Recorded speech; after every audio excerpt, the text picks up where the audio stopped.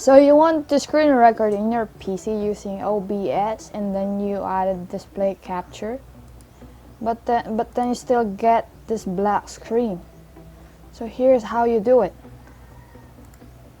Go to the search bar and search for graphic settings and click the browse. Go to the location of your OBS.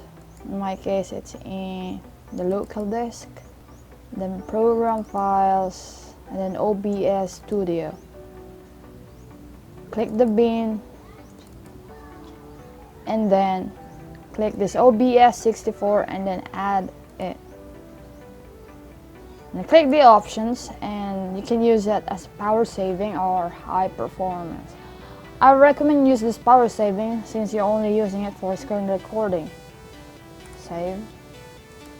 And then close your OBS. Then you can open it again.